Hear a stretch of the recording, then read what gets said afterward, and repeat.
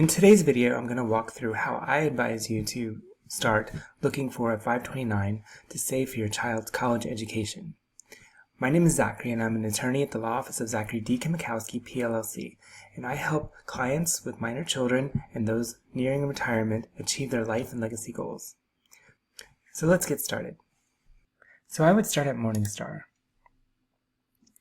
Morningstar ranks each year the best 529s. And they look at things like the price per investment, the fees that you would pay annually, the range of investments that are available to you, and how well it's managed. So most of my clients live in Texas.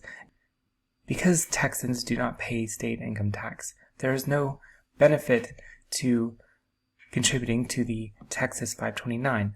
And that in fact gives you the freedom to look at all 50 states 529 and decide which one is best for you.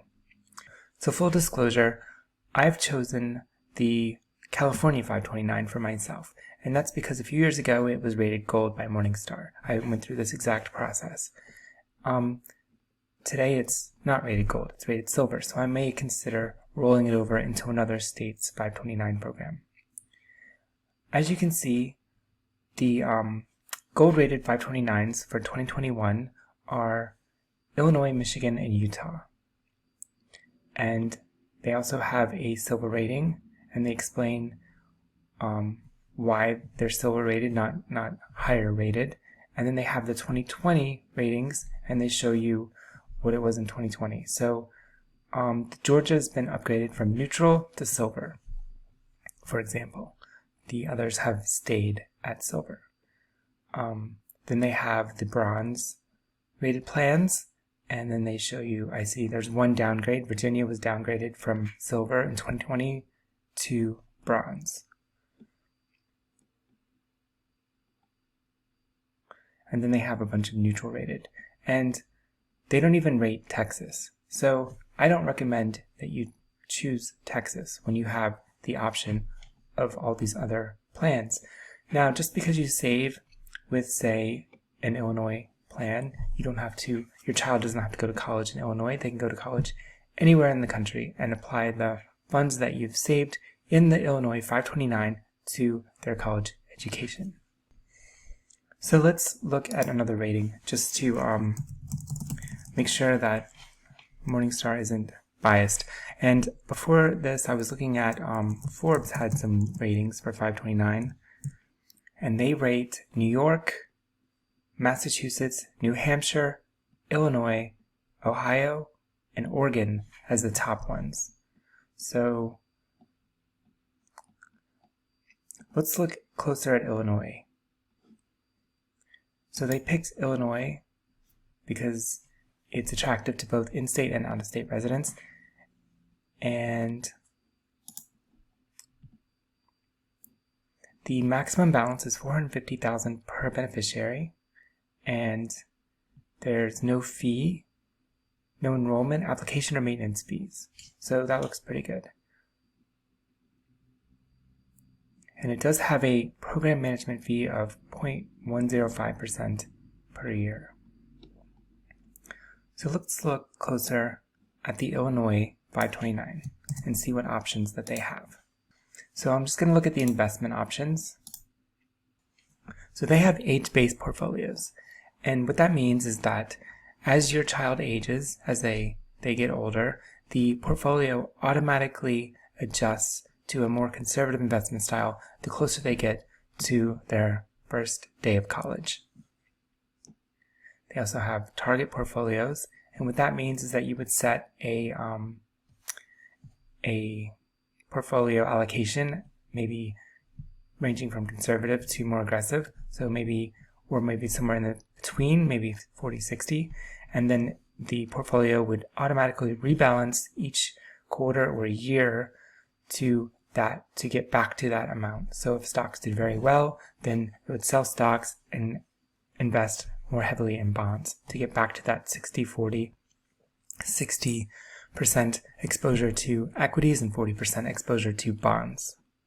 So here we have individual portfolios, and so then you can kind of create your own portfolio according to your own risk analysis, your own risk tolerance.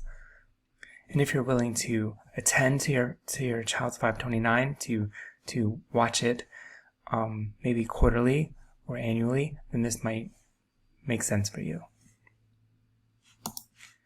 So let's just look and see what they have available in their individual portfolios.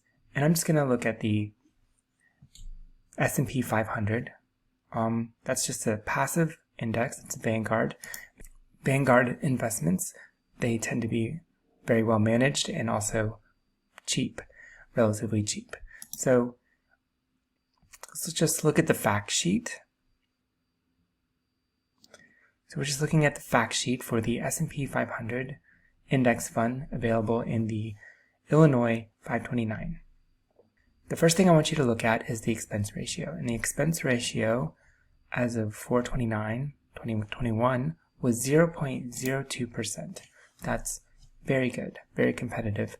So here you also want to look at the annual returns for the past year and see how close they are to the benchmark. So the benchmark is on the bottom row, and that's what they're trying to target with their fund. And you want to see how close they are to that. So you can see in 2011 they were 2.12 and the benchmark was 2.11. So they slightly beat the benchmark. In 2012 they met the benchmark. In 2013 they were slightly below it. Again, slightly below it. And you could see when it went negative in 2018, it went slightly more negative than the benchmark. But altogether, it looks like it's pretty close at hitting the benchmark. And that's a good thing. And then here we see the returns based on the quarter returns, and it compares them to the benchmark. And I'm not seeing much difference between the benchmark over a quarter, year to date, 1 year, 3 years, 5 years, 10 years. So it looks like it's doing a good job hitting the benchmark, and it's also relatively cheap. I don't think you're going to find an expense ratio much better than this. And here are the holdings, and these of course match the S&P 500, but you see a lot of technology stocks in here. So you just want to be aware that if you're investing in the S&P 500 index fund, you do have a high exposure to technology stocks, and that's 27.6% there. And that's just the nature of the S&P 500. If you want more diversified exposure to a broader market, you could pick a different investment fund. So you also have available to you, you have a bank savings fund, a money market fund, a fixed income fund, U.S. equity, international equity, and real estate. So you could create a pretty diversified portfolio just using these individual portfolio funds available to you in the Illinois 529.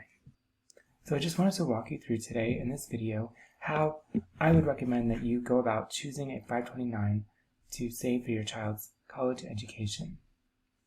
My name is Zachary, and I'm an attorney at the law office of Zachary Deacon Akowski, PLLC. And if you have any questions, I encourage you to reach out to me at txwealthlaw.com. Thank you.